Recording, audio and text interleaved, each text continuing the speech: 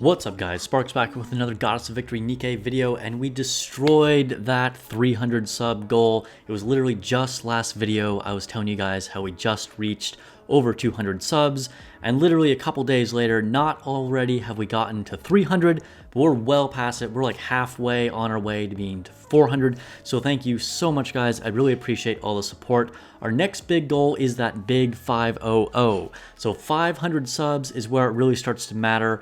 I can finally start making a little bit of money from YouTube. Of course, the real reason why I do this is because I enjoy making content for you guys, and I'm excited about the game, and I want to share it with you. But it would be nice to, you know, just get some proof that like things are working here. So thank you so much. And our next goal is 500. So if you're not already subscribed, go ahead and smash that sub button. Okay. With that out of the way, we are going to be talking about Special Arena. So Special Arena just launched, and I know I'm actually a little bit late on this. So most of you guys have probably done your first day on it, but I'm traveling. As you can see, I'm not home again, so I do apologize if the sound quality isn't quite as good as normal as well. But first, I'm going to talk about Special Arena particularly, and then I'll talk about a little bit of general PvP strat if some of you guys still aren't sure what you're doing or what the best way to build your teams is. But first, let's talk about Special Arena. And it's a pretty cool mode. It's definitely more interesting than the normal, what is it called? Rookie Arena. So right here, I'll go ahead and open it up.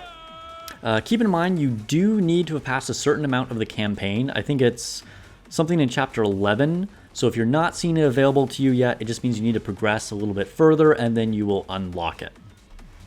So the first thing you want to keep in mind here is when you're setting up a team, you need to make sure that you have both an attack and a defense team, okay?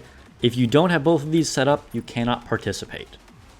They're both made out of 3 separate teams. Now you can have the same defense team as your attack team. You can see I am using the same units twice here, so no problems there. You can reuse units that way. But if you don't have them both set up, you won't be able to participate, and you can't share units between teams on your attack team. This is a confusing way of saying it. So here, like if I go to my team right now, you can see I have team 1, 2, and 3. I can't repeat any of those units.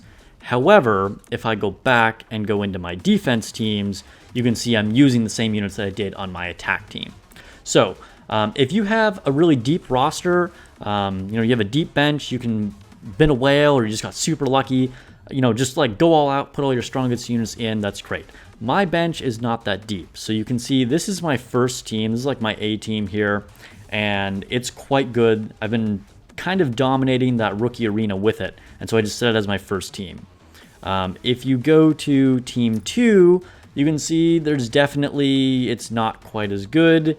And then team 3, I don't know, it's what I have left over basically. So what I would recommend is that you make your strongest team possible, and then your second strongest team, and then kind of whatever you can do with that third one. Basically what I'm saying is don't split your advantages. You want to go all in on 2 teams and not try and make them equal power level, because the format that it goes by, let's go back here for a second, is best 2 out of 3 matches.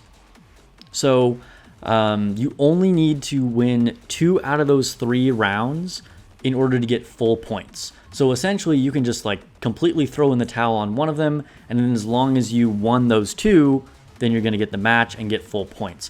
So if you split your strength across all 3, you're kind of hurting your chances to win those 2 possible. Now, ideally, if I select an opponent here, I can see their first team here, and I want to put a team that I think can either totally beat it or totally lose to it, because we can go here and see what their second team is. The thing is, there's no way to just like switch your teams. You have to completely build it from scratch. But ideally, you'd want your strongest team to fight their second strongest team, your second strongest team to fight their weakest team, and then have your weakest team fight their strongest, right? Because then you get your 2 wins and you're good to go. Now, you can do that personally. I'm not going to worry about it too much. I'm just going to go here to a team, that I think I can beat. I think I can probably beat all of these. Honestly, I don't know, is there any difference? I don't know, we'll go for this top one here. So we'll just start this battle. And I'm just going to like let it happen. I'm not going to rebuild my teams every single time. But as long as you're building 2 strong teams, you know, if you want to go really try hard on it, then you can switch those around to get the best matchups possible. Eventually, I might get that. I am actually pretty competitive, but at the moment, as you can see, like, I absolutely destroyed that team there. I'm probably going to completely destroy this one too. Yeah, it's just like so fast. So until I get to meet those stronger opponents, there's really no need for me to mess with it too much. Okay, what else? As you beat teams, your ranking will increase.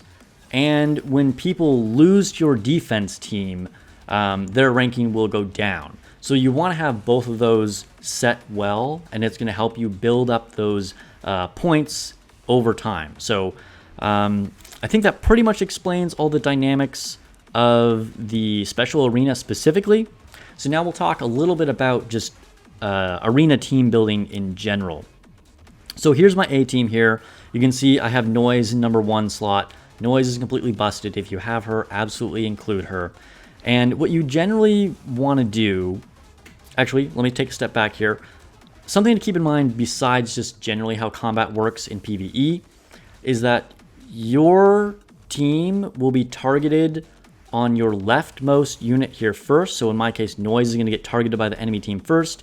And then my team is going to target their unit on the far right because it's like flipped, you know? And your moves are going to resolve in left to right order. And then, of course, you have your normal burst rules and all of that. So in this case, I have Noise, and then I have my main DPS of Privity, another DPS, and then I have Rupee, and then my support for Rapunzel.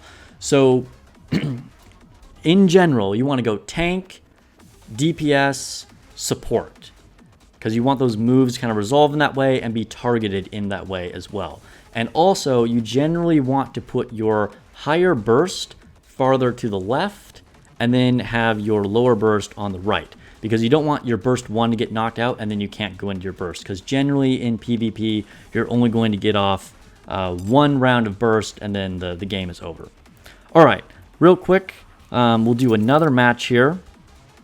And you can kind of see how this works after how I explained that. If it ever loads. That's one thing about this game. Also, I think the Wi-Fi is a little bit slower here than when I'm at my normal place. Okay, but watch how my Noise is going to get targeted, and I'm going to target theirs on the far right. Alright, now the battle happened really fast, but you could kind of see. Now, some things that do change a little bit is like if a unit goes into cover, then it will stop targeting that unit and then go to the next one. So it doesn't completely go, you know, left to right in that exact order, but that's how the targeting starts as default. All right, well, thank you very much for watching. I hope that was helpful. Let me know any questions you have down in the comments below. And I'd also love to know about your team composition. Like I said, absolutely include Noise. She's amazing. Privity is also amazing, potentially even a little bit better than people like Scarlet, because if she can stun the opponent's entire team, they're kind of done, and like I said, the matches go really, really fast. If you have any other questions about specific units, let me know. I'll be happy to answer them. Please hit that subscribe button, and Merry Christmas and Happy New Year. I'll probably put out another video before New Year, but this is probably going to be my last video before Christmas, so I hope you guys have a good holidays, and I'll catch you guys in the next video.